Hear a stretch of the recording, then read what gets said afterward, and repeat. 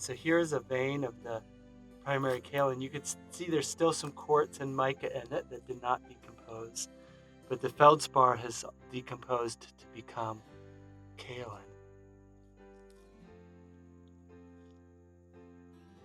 So after we dig the kaolin, we add water to the bucket to slake it, and right now we're going to mix it up and get it ready to screen it.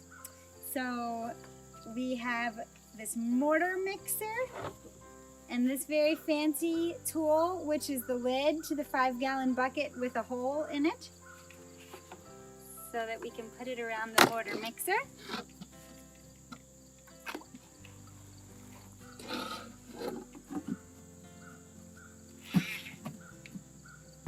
And then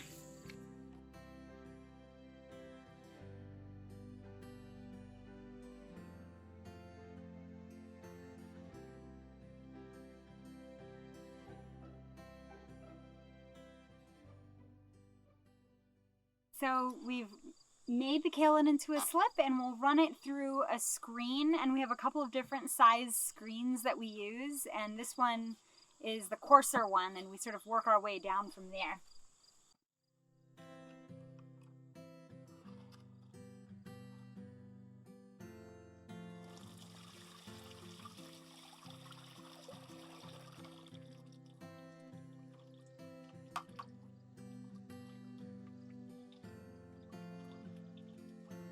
And it may be that there's still kaolin chunks left in here. We'll have to see after we screen the liquid through, because maybe I'll broom it up some more before screening the rest.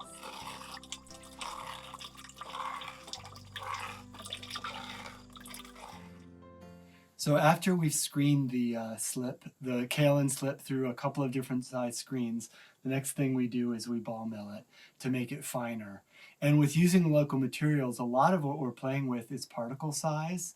So with the clay, like how fine we screen it is really important, how much coarse material we leave in there. But since we're leaving a lot of coarse material in the clay, we kind of like this slip layer to be somewhat smooth and uniform, to lightly veil that coarse clay on top of it, so we ball mill it before mixing it up. So the kaolin's in here with balls, and it's kind of the jars, as they spin around, the balls fall and grind it up.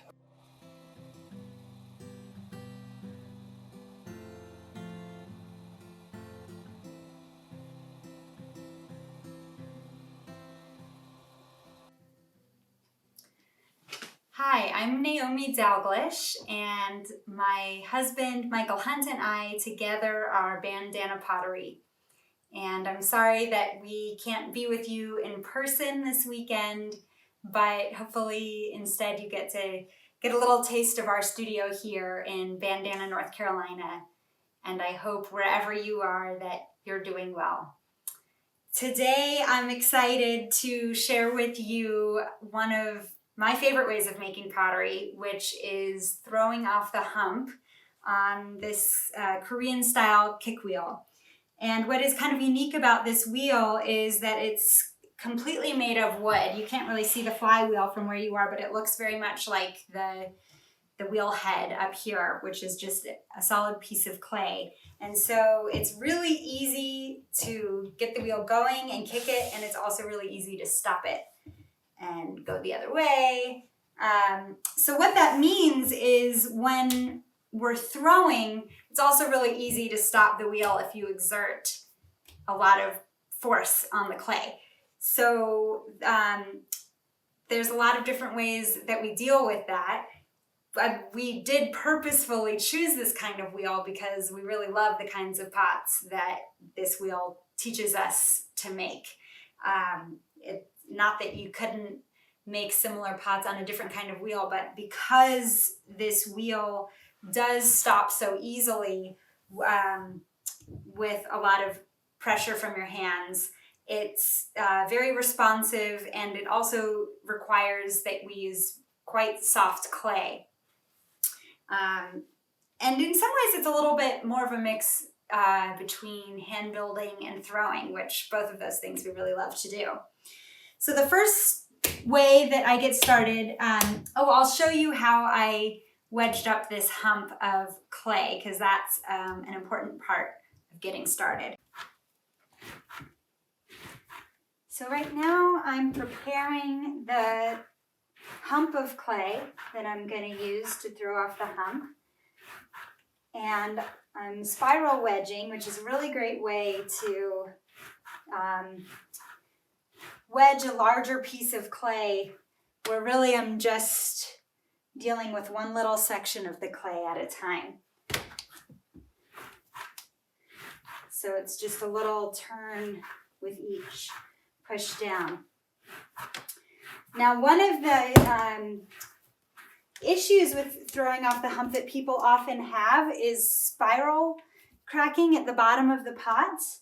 So the first thing that I'm going to do to try and alleviate that issue, right now there's a spiral going like this through the hump of the clay. So if I were to set it on the wheel like this and throw, that spiral would be kind of remembered in the body of the clay. So what I'll do is just give it a slight turn and then just kind of try and quickly get it into that hump shape again without setting a new spiral in there. But now that I have this hump of clay on the wheel, I will start to center it by slapping it. I'm actually kind of going in the opposite direction that I will be once I'm throwing. But this is just a way to sort of quickly get the clay towards center without, it's a little bit easier in this first part, just generally getting it there than throwing with water. And then once you start actually throwing, I'll start at the bottom, but really I only need to really center the top of this hump, what I'll actually be using for the first pot that I make. And what the main pot that I'm going to be showing you is right here, which is an animal jar, and it's got it's kind of like two bowls basically that fit together as a jar. This bottom part has a flange, and then the top part there goes upside down like that, and we'll put an animal on top.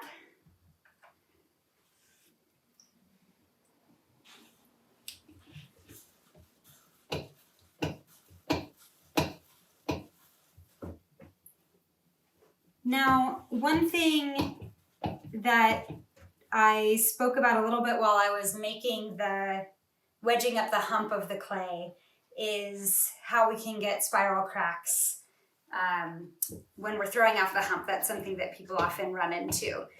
And another part of the problem, or part of that reason that can happen, is that when we're throwing with a ball of clay on a wheel head, we've got this hard surface of the wheel head to help compress against our hands as we're pressing down into it. When you're throwing off the hump, you just have the soft clay underneath. So the best way that you can sort of approximate getting as much of that compression in there as possible, I'll push in with my fingers right here while I'm pushing down with my thumbs. So that kind of motion is getting that compression as best as we can.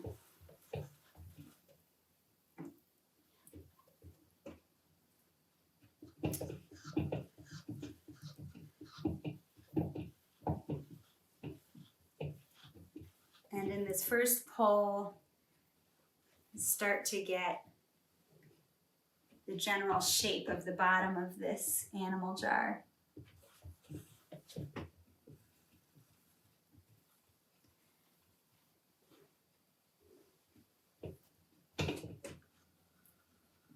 So one of the things that's really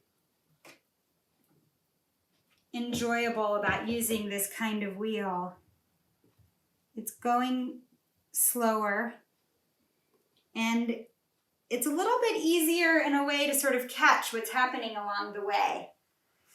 We're really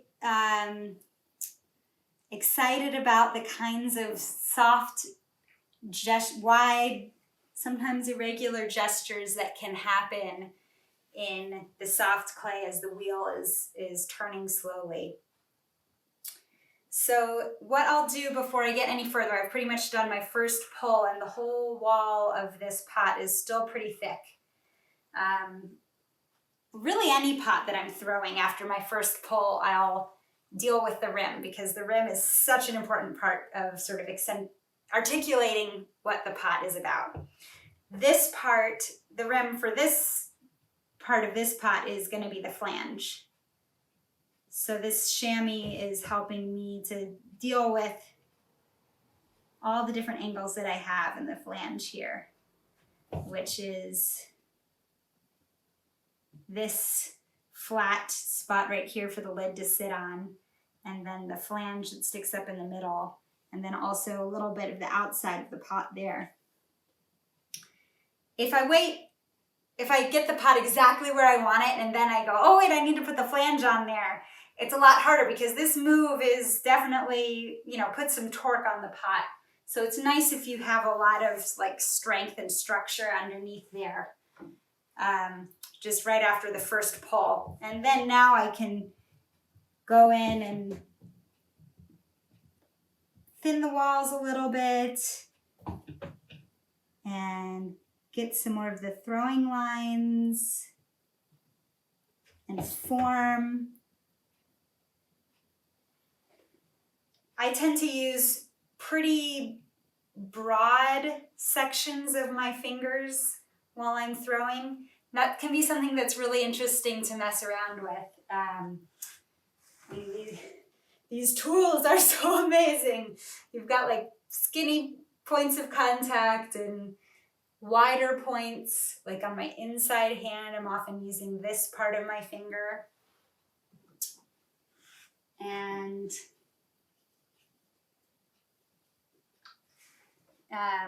I'll use this wooden rib to, again, compress the inside.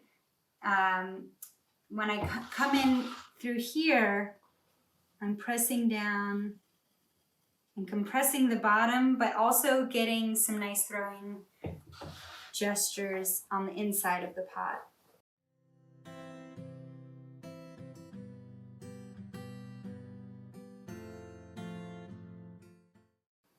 All right, well, that's pretty close to what I want the bottom to look like. Well, let me just fix this flange a little bit more.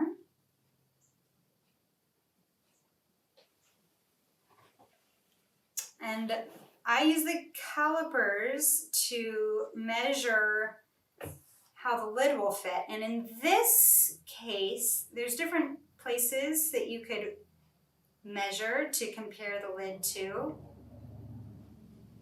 What I'm going to do is actually measure the outside edge. Sometimes it can be really useful to measure this edge, the outside edge of the flange. But with this pot right here, it's so important to me that the lid continues the form of the bottom. That's the part that I'm going to measure. And then later on, after they've stiffened up and I'm going to cut the foot and trim the top there, I can, if it turns out the lid isn't fitting perfectly, sometimes you can kind of get in there and do some tricksy things to help the flange come out a little more, or cut a little bit away from the inside of the lid.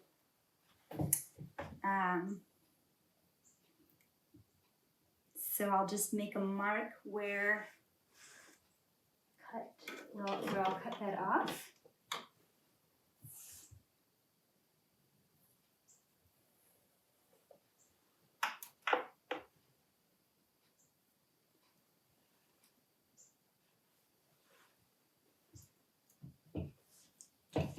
And I'll do the lid next.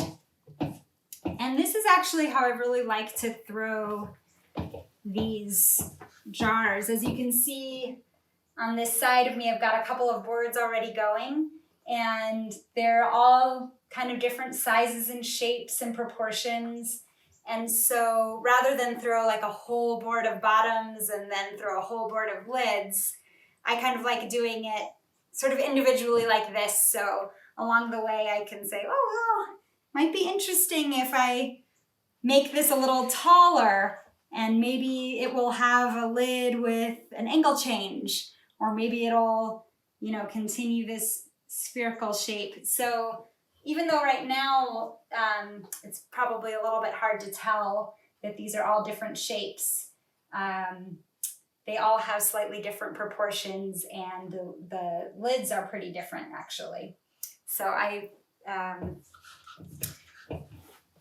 think that's pretty fun. And for me, working in series is really helpful. That's the way that I sort of most naturally generate ideas, is just to kind of get started doing it. And in the doing of it, I'll just get those little questions like, that was an interesting mark that accidentally happened on that one. What's a way that I could incorporate something like that into a form that like even brings that out a little more? Or sometimes once I have a couple of boards of these, I might even play with putting a lid that I thought was going to go on one jar on another one. That tends to be my method. I mean, I'll look at pots that I'm interested in to get ideas, and sometimes sketch, but for me it is a lot more, it feels like it's sort of natural evolution to just sort of see where things go and continue along with little gradual changes along the way. So this is going to be this kind of lid, though, that's basically just like an upside down bowl. So I'm opening and compressing kind of at the same time here.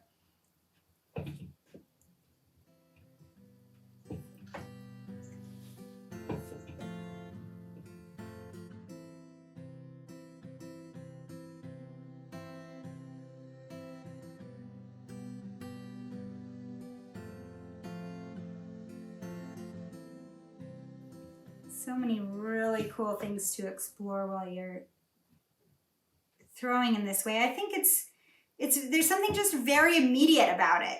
I don't have to decide beforehand even if I'm gonna make a small pot or a big pot.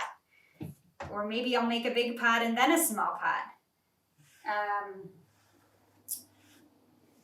And sometimes some of the coolest pots are made when there's just like this tiny little bit at the bottom that's like not quite big enough to make what I was making before, so I just make something really weird, and then sometimes that's the best pot I made that day.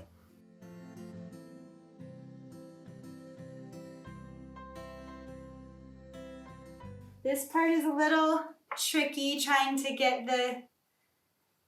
trying to get the lid to be the right size on the outside here.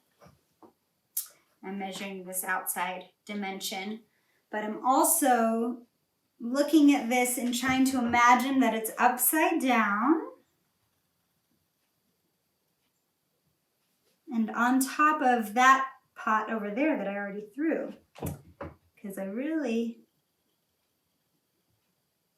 want there to be a sense of like a unified volume that's being contained by both pots. Yay, I didn't go too far. It's always a little bit easier to have it be too small and just let it out a little bit more than if it goes too far to bring it back in. Both technically and also because there's something about the clay that kind of remembers being out this far, and even if you get it back in, it might, after it, has sat on the board overnight, be like, ha, I'm going back to where I was before, and then your lid doesn't fit. Or after the firing. So let's see if I can keep it that way. All right. That's good.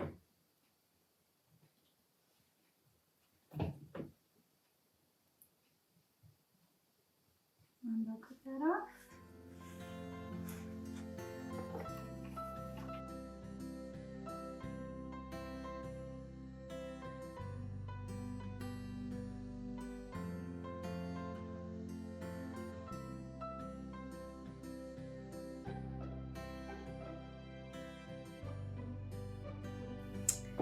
So I'll go ahead and make another jar that is a slightly different shape. This one will have more straight sides, and then I'll do an angle change in the lid.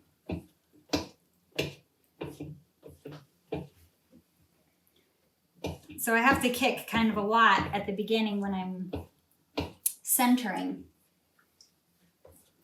It's not like a kick wheel that has a high momentum, like a cement flywheel where you kick it and then it kind of keeps going. It really does just kind of want to stop.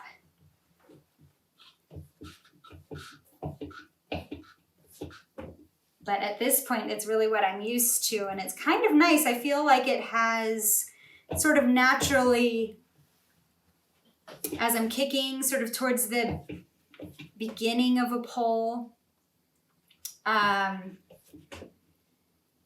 it has a little bit more force.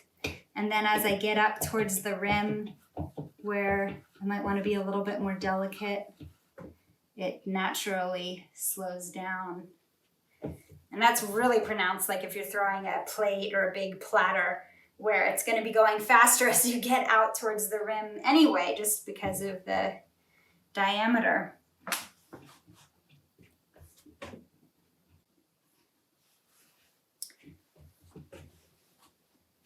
So people often ask how Michael and I collaborate in the studio, because we do consider our pots to be one body of work. And the answer is that we both really enjoy doing all parts of the process. We both throw and hand build and decorate and glaze the pots. And also a really important part of the process for us is developing the materials and the processes that we're using. So we feel like those things also have a really dramatic influence on the way these pots are coming out.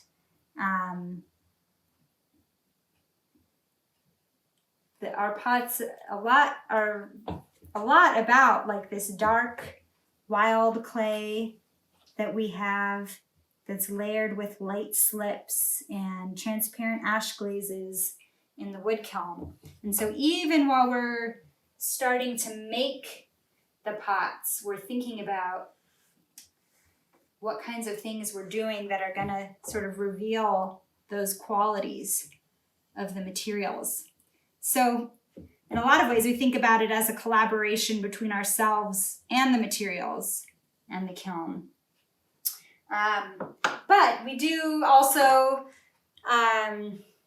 sort of freely copy from each other or riff on something that one of us made. I think Michael's going to be showing you a really fun carving technique that he uses to carve from a solid piece of clay.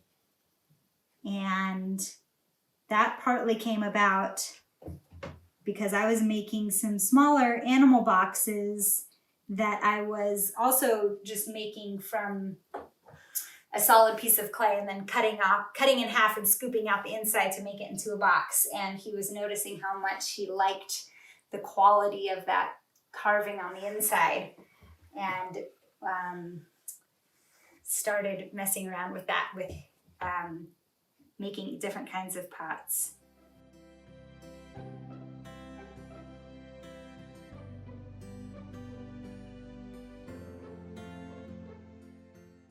Then also sometimes we decorate each other's pots. There's certain decorations that one or the other of us tend to do. And so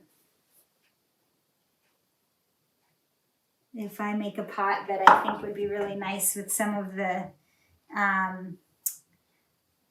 brushy slip decorations that Michael does really well, I'll hand those over to him, and he often hands pots over to me to do a kind of wax resistant iron wash decoration that I tend to do.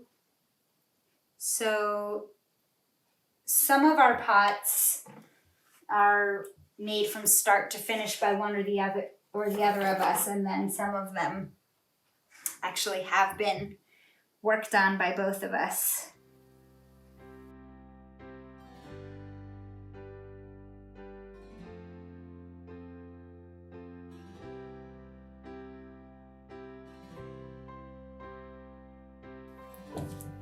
Now I'll do the lid on this one.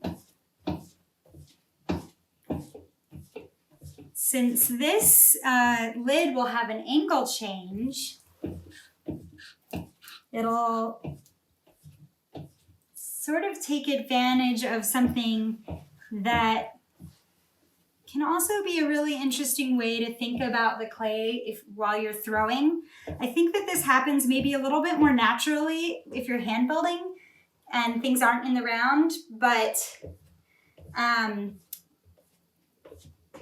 something that we really like to think about in pots is the expressiveness, the possibility for expressiveness in the clay wall. It doesn't necessarily have to be the whole, like often when we first learn to throw, we sort of throw a cylinder that's even from bottom to top, and then you make a silhouette with that clay wall. You're sort of drawing with that uniform clay wall. But sometimes the inside of a pot calls for different lines than the outside. Like in this pot right here, I want an angle change, so I just left this little ridge of clay there on the outside. And this is a lid, so in some ways maybe it's not as important as a bowl, where I would really feel like I really wanted there to be a beautiful inviting curve along the whole inside, even if I wanted to have an angle change on the outside. But, you know, even though this is a lid that's going to be upside down most of its life, I still want it to be nice on the inside here. So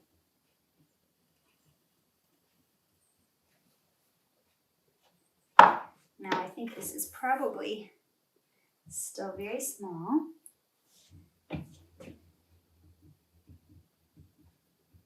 But that ridge that I left there is giving me plenty of clay to keep that nice angle change. And there isn't really a corner so much right inside here.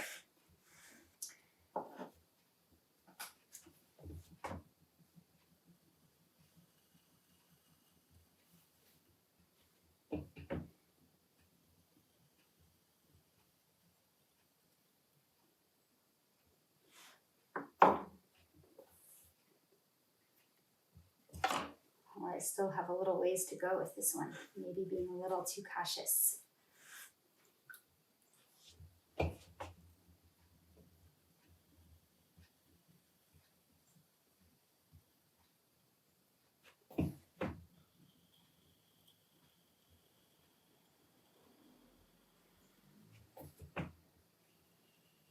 I'm also paying attention to the thickness here of this wall in relationship to how much space I left there on the lid seat for the lid. All right, I'm getting close.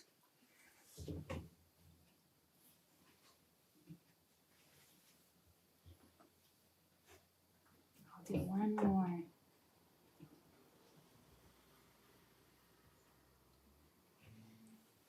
it's nice to think about every space that we're creating in the pot as being an inviting space for our sort of brains to inhabit when we look at the pot. So we also, like to think about these kinds of considerations for the inside of a foot or the inside of a lid that isn't even really going to hold anything except for our sort of psychological space.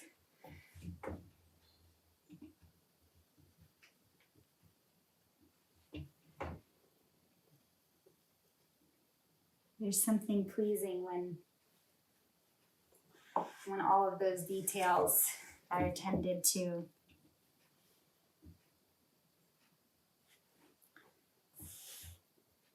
All right.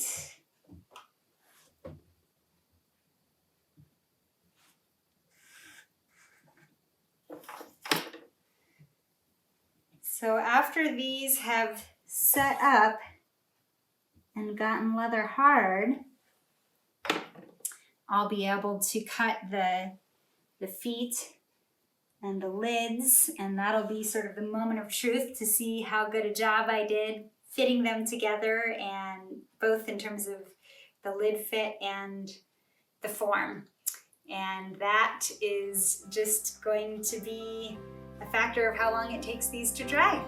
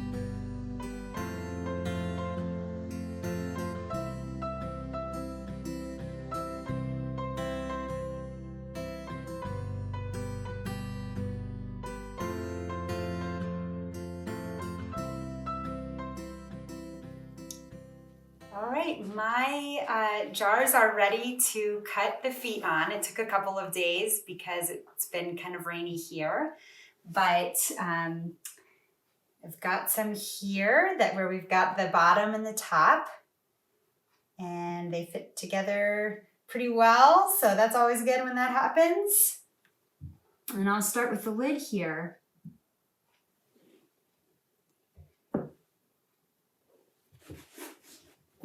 Michael and I often like to call this part of the process cutting the foot rather than trimming. Well, actually right now I'm working on the lid, but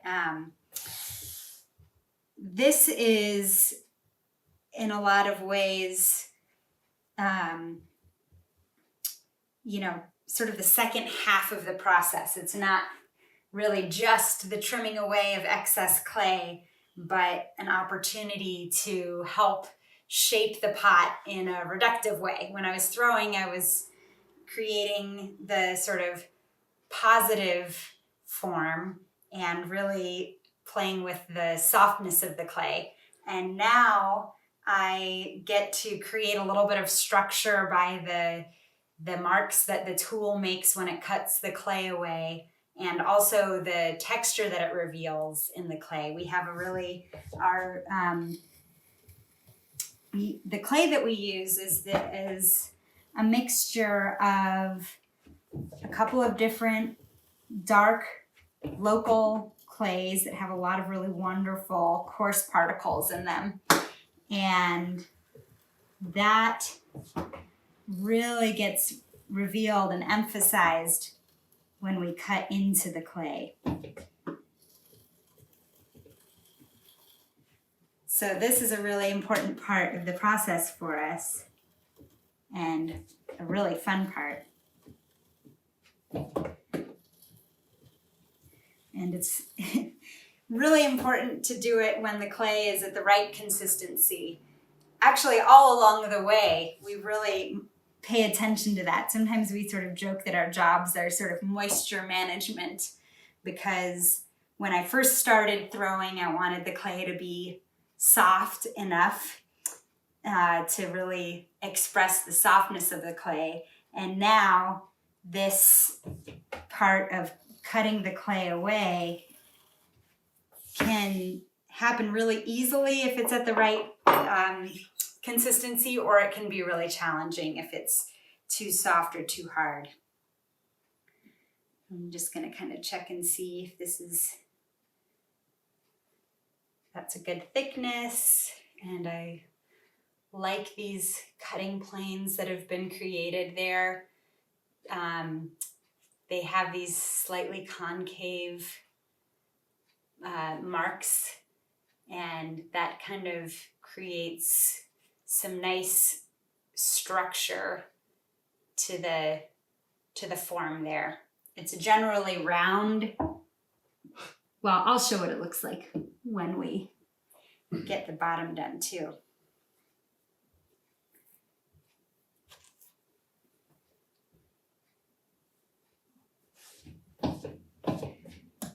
Tapping on center is one of those skills, kind of like riding a bike, that is almost impossible to really explain how you do, but I really recommend it as something to take some time to learn, because it really opens up the possibilities of how you can, work on cutting your feet. And something that I learned by just one summer, just sort of deciding, okay, I'm going to learn how to do this. And every morning that I came to the wheel, I had a coffee can that was filled with sand. And I just spent like 5 minutes before I started throwing, just practicing. And then by the end of the summer, I kind of got the hang of it. So just sort of a little, sometimes it's fun to have little drills that you can do like that, just to get focused and to learn a skill. And since we do pretty, kind of dramatic cutting with the tool, I find it really helpful to put these lugs of clay on there that really hold it onto the wheel, so that I can get in there with the tool as much as I want to.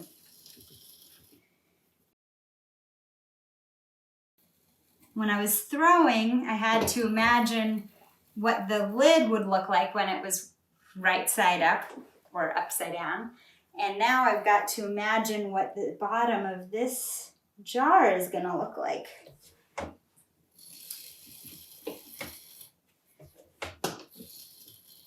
This kind of foot is, sometimes we call it a footless foot. It's going to have a foot ring on the inside, which this is a really important thing when you're throwing off the hump as well. We mostly throw pots that need to have feet, because this cutting process is also compressing the bottom. That was something that I was talking about while I was throwing. The pot is trying to compress the bottom as much as possible, and now I'm coming back in and compressing it from this side. So, I'm getting close. It's always good to stop periodically and give it a little push and see how it's going there. So, just gonna fine tune this form. The inside of the foot, again, is a really great place to take the form into consideration. I'm wanting to help compress the bottom of the pot. And also I want this to be an inviting visual space to inhabit when somebody turns the pot over. So this is in general a little bit, it's reflecting the shape of the inside of the pot, but it's also kind of opening to sort of help receive the eye, and there's not any like dramatic corners or undercuts that you could kind of get stuck in or that don't really reflect the outside shape. And the other thing that I'm looking at here on the outside is, this is a really round shape, so I want to retain a sense of volume, but it's important to have just a little bit of sort of a concave line or a reverse curve right at the bottom that sort of helps lift the pot up off the table. If you have a lot of volume just right at the bottom where the pot is meeting the surface of the table, then it can have kind of a saggy feeling. So this pot, I want to have a very expansive volume, but to also feel like it's visually not sagging or too heavy. So let's see how this looks. Sometimes I'll take it off the wheel and then put it back on, but I'm liking that.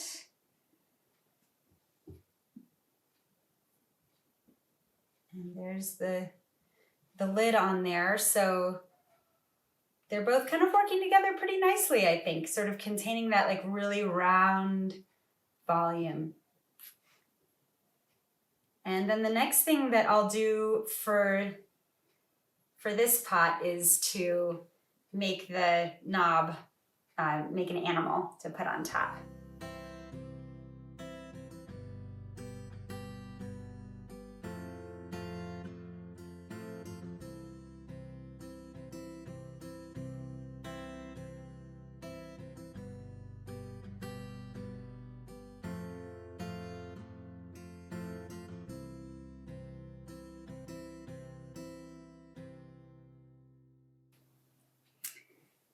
All right, so I'm going to make an animal to be the knob on this jar.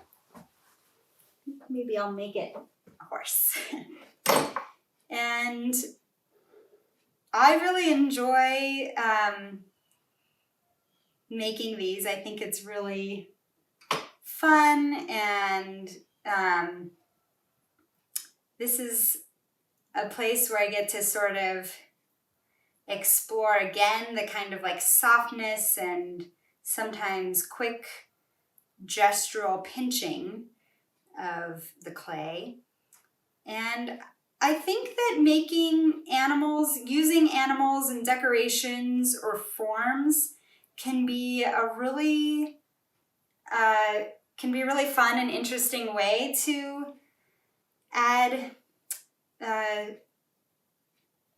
add interest to a pot, but it can be also perilous in my opinion, because for me, I'm not so interested in making something that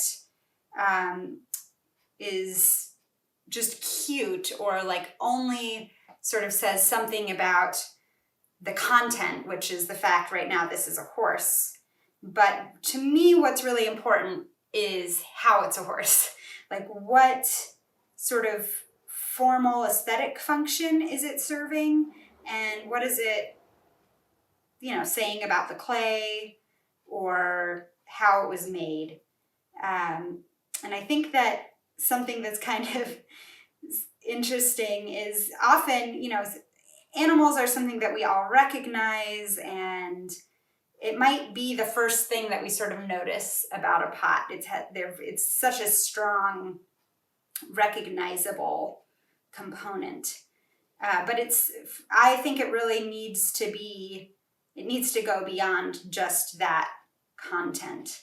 So sometimes we kind of like to think about pottery being sort of a subversive art form where maybe somebody sees this horse and thinks, oh, I like horses, and that they get the pot for that reason, or a mug is something that you can put coffee in, and that's like a very sort of approachable and recognizable use. And those are great things.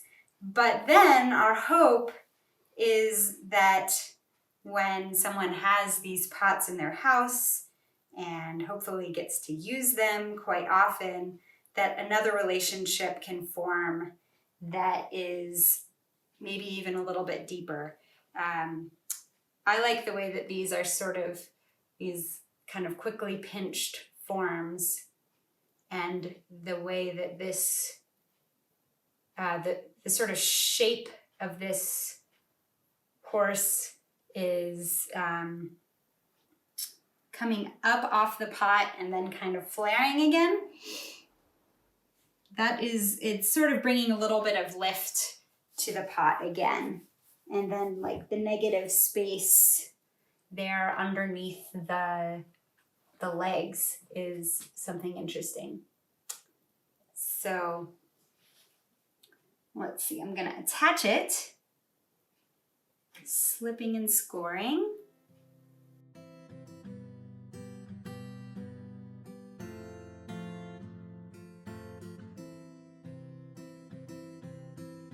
And since this is a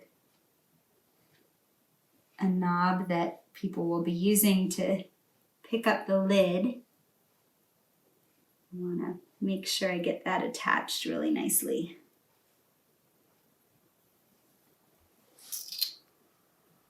So there is the, well, let's see, when I look at it this way, it's a little bit lopsided. I better fix that.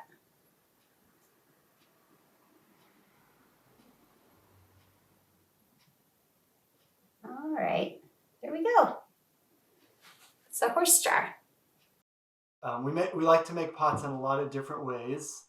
We throw, we hand build, we alter, we combine those things. Right now I'm going to show you a technique of carving a pot out of a solid piece of clay. And it starts by pounding two big wedges of clay together, and then I'll shape it with this tool to sort of get it ready. Our daughters call this tool the ponker, and they kind of think it's a standard pottery tool. So when we go and do workshops and things, at different studios, they'll ask, "Oh, well, where's your ponker? Ponker? Don't you have a ponker?"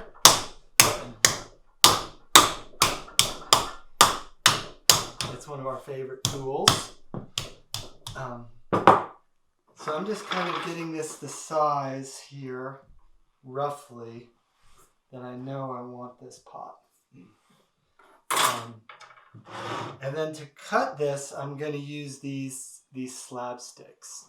And these are sticks that have notches, and the different colors are different thicknesses. So you can, these particular sticks have 4 different sizes. And it's a really great way to make slabs. They take up a lot less space than a slab roller in a studio. And yeah, so for making thin slabs, I would put these on in every notch and just slice through. But these are going to be thicker slabs for these carved trays. So I'm going to use 3 notches at a time for this one. So I put this in here, slice through, and move it down 3 notches. Slice through, move it down 3 more notches. A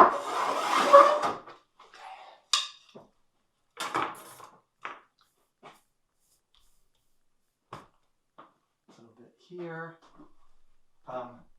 And for this demo, I'm just going to set these aside.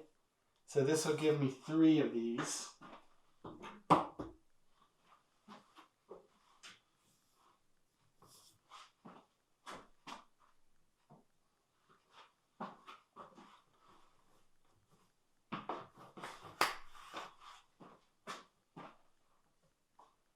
Okay. Move this over here.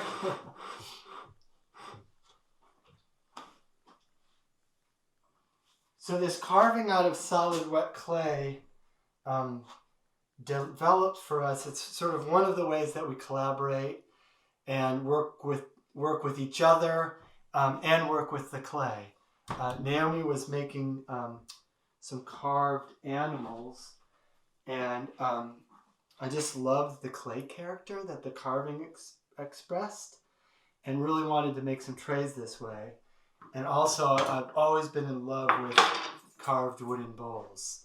But I always thought, like, most of the time when we're cutting the clay, it's in leather hard state. So I assumed, okay, if I'm going to make a big carved thing, I'm going to be making like 80% reclaim. But at some point I realized that I could do this wet. And, so then most of the clay that's coming off of here just goes into the next pot. And it's also really fun to carve into wet clay. So I'm just gonna, this is gonna be a 3-section tray with 3 squares. So I'm just kind of quickly doing the math here to, make that. And I think for us, the reason we do a lot of different methods, throwing and hand building and molding things, is part of it is to physically to sort of, we kind of joke that since we are using our bodies in a lot of different ways, we're just being really thorough and we're just injuring our entire bodies. But in reality, it's nice to sort of not be too repetitive and do a number of different, use your body in a lot of different ways. But the other reason we like to work in a lot of different ways is we're so interested in the character of the local clay that we dig from near our area, and all the different methods of working sort of bring out different characters of the clayness of the clay.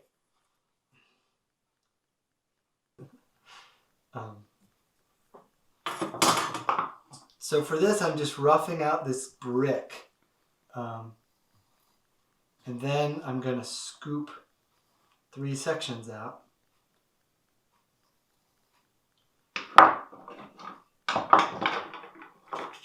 So I have these tools here.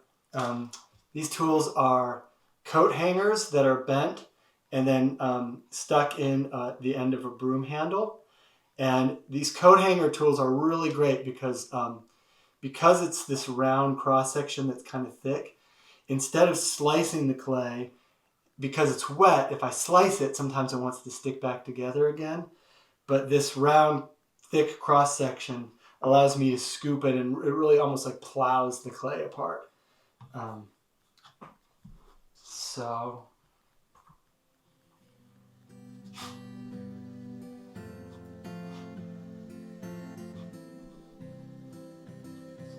just gonna scoop this out.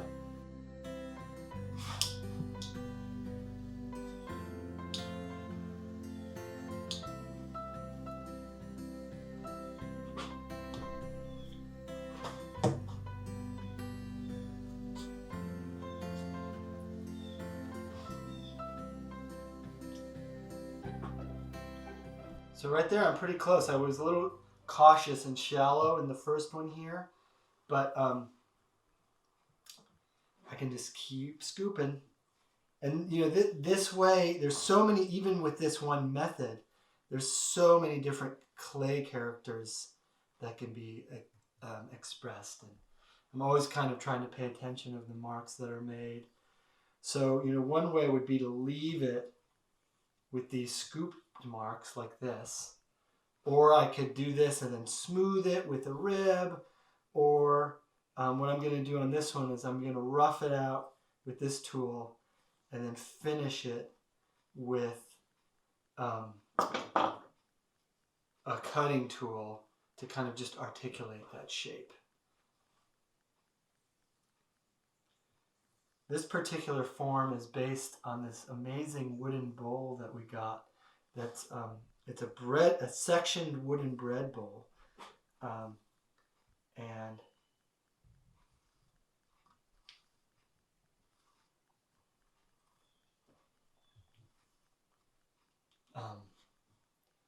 it's really where, yeah, that form, like the carving character of it and the sections, just was so interesting architecturally and texturally and formally that it kind of drew us to making these.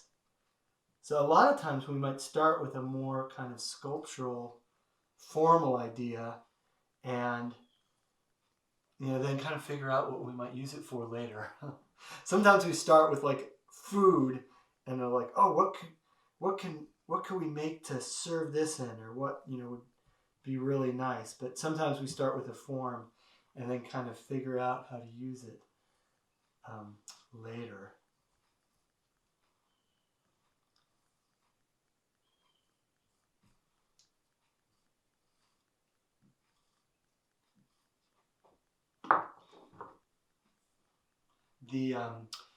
The sculptor Isamu Noguchi, early on in his career, he built some playgrounds that were really abstract playgrounds. And when he took it to the city council to have them built, they said, oh, well, what's this for? It's not swings, it's not a slide. And he had this theory that he called non-descriptive play, where his idea was like a swing sort of tells you in a way how to use it, and a slide does also. But if you have a something to play on that's a sculptural, that's maybe not as specific of what it's for, then it allows room for imagination and play in the use of that. And we like to think, some of our things that we make are more specific, but we like to think of our pots as a little bit sort of non-specific play. It starts with us, but then hopefully someone might use it in a way that we did not think about or intend. And that's where like the collaboration continues. So Naomi and I are collaborating with the materials around us, and we're collaborating with each other in the kiln. But really the collaboration is kind of between us and the user, because when the pots go into someone's home and they're putting food in them, it becomes so interactive and collaborative. So here's one of these, a triple section tray. And now I'm going to make a slightly more complicated one. So I'll set this aside here.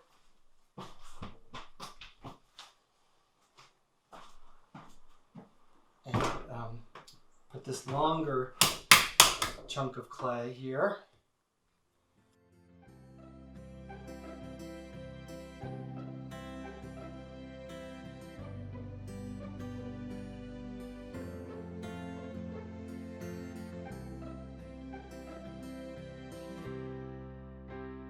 Whenever we demonstrate this, at workshops and things, we always like to tell people so we're using this technique to make a 3-section tray, but it's really the scope of what could happen with this technique is so broad. So I would encourage you all to try this technique, but not necessarily make a triple tray. Just try to think of a crazy shape.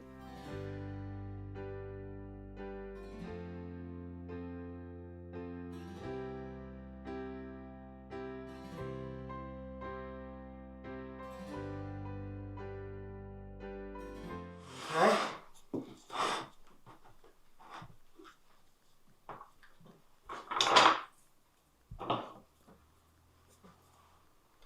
So this is also going to be roughly rectangle, so I'll use this straight edge to cut the edges. But there's no reason that this technique has to be straight lines.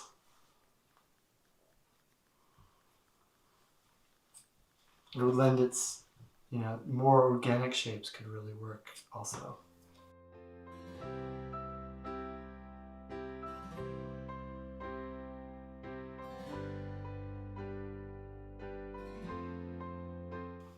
think that, talking about, this form being inspired by these wooden bread bowls, makes me think about, where a lot of our ideas come from. And I think for us, we love historical pots so much that a lot of our pots are initially inspired by historical pots. And we're pretty, like, if we get excited about something, like we see in a museum or something, we often will, just start by making pots pretty similar to that. We'll just copy it, kind of. But we found that for us, like, if that initial sort of inspiration doesn't lead to sort of a deeper, sort of abstract, formal exploration, we often then sort of might not continue with it. So, the things that we stick with are the things that are not finished, but are like the seeds of inspiration. So here I'm creating a little bit of an arc. This is going to be a sectioned tray that has a curve to it.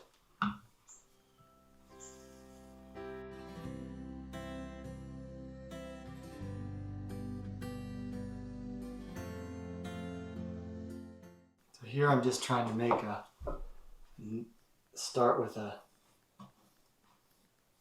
nice arc. And I'm thinking about this curve, is how much does this curve contain and how much does it offer? So in a way, it's a little bit more of a V curve. Most of the curve is happening here, and then the edges are pretty straight. To really have it sort of continue out into space.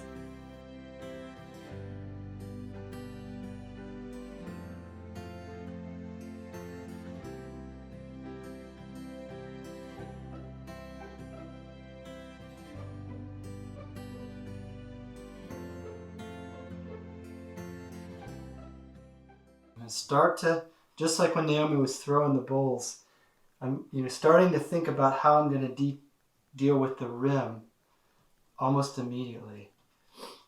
Rims are so important, and equally with hand building as they are with throwing. So in a way, this is pretty similar. I just start with a curve instead of a flat, and I can do sections in this also.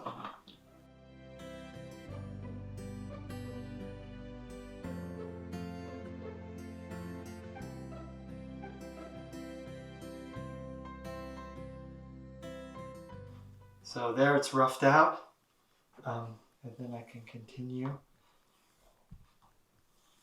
I'm going to really slope this edge to be able to give the ends of this a lot of lift.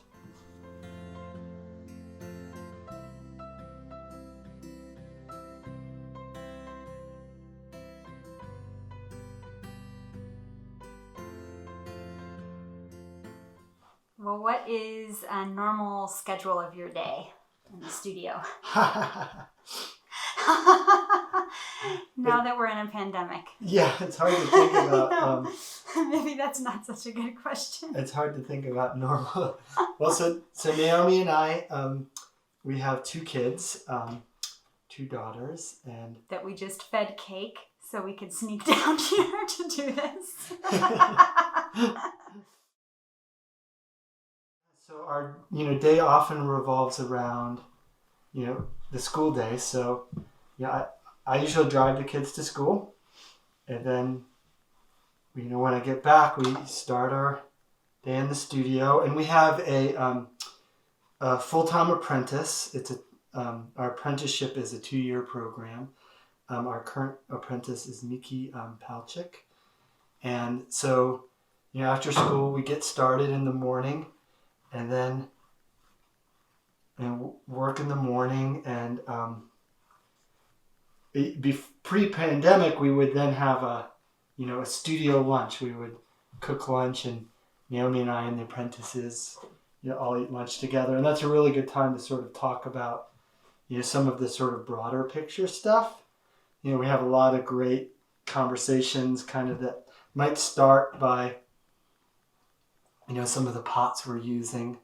I think like in learning pots, about making pots, it's great to learn about making pots in the making, but also like around a table using pots is a great time to sort of think about learning about pots also.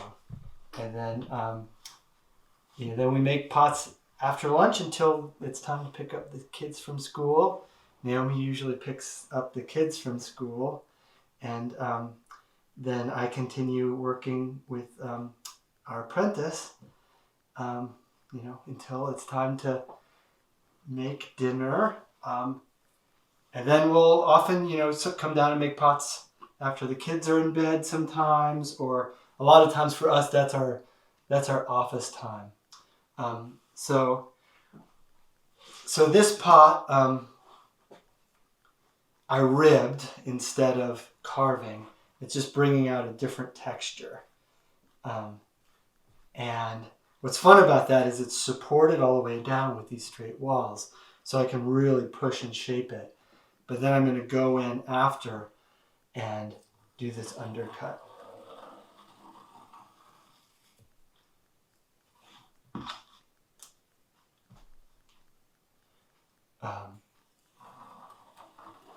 So this mountain of clay, can you see the mountain of clay? That'll all just get repugged and go into another pot.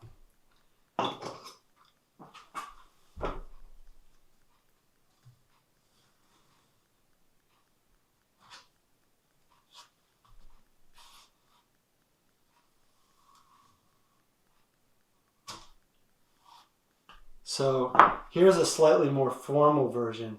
It has that little bit of an arc to it that gives it a little bit more lift. But it also feels more presentation-y than this. This is a little more casual or something.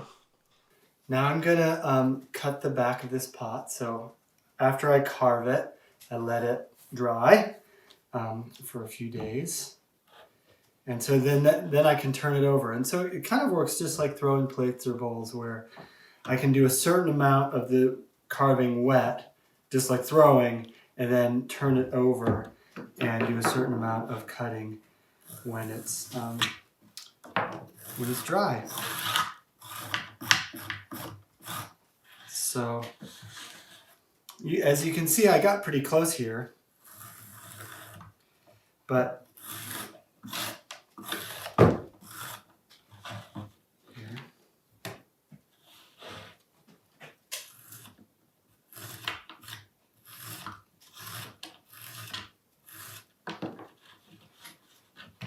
so it's really fun to cut. We love cutting feet so much on round pots, but it's fun cutting things that aren't round also. And it brings out a different texture. And so that's that. So now you can see here in these two places, I've got a lot of weight. And one of the nice things about these pots is we like the weight to them, but this would be like maybe a little bit excessive. So I'm just going to cut two little feet, two little grooves where those V-shaped partitions are on the top.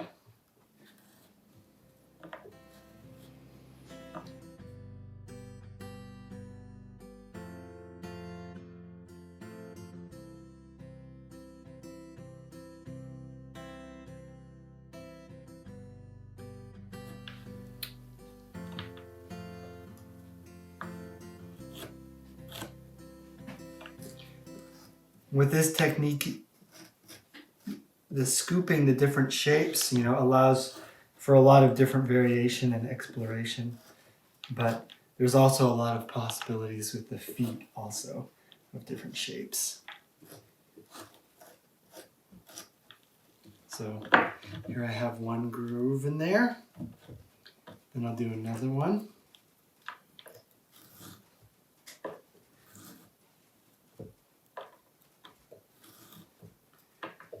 And really, like a lot of these things, our methods are, really sort of reacting to the clay. What is the local clay that we dig? What is it good at? And what are ways we can kind of pull the texture and pull the character, out of the clay. It's really interesting how the local clay that we use, not only changes the work, but it kind of changes us as makers and can, lead us to places where we might not have gone otherwise.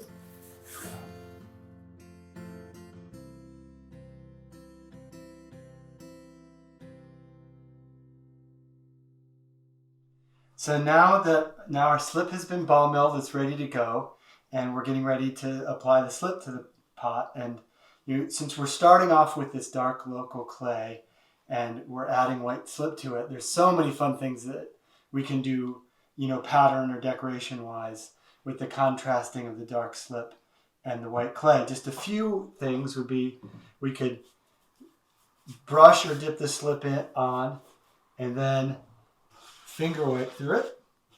Lots of different patterns that way. Or we can use a coarse brush and do patterns that way. It's vast. It's so much fun. But this pot, I'm just going to dip it. I feel like that there's so much form going on here. Just dipping the slip works really well. So, or pouring it. So we have the slip here.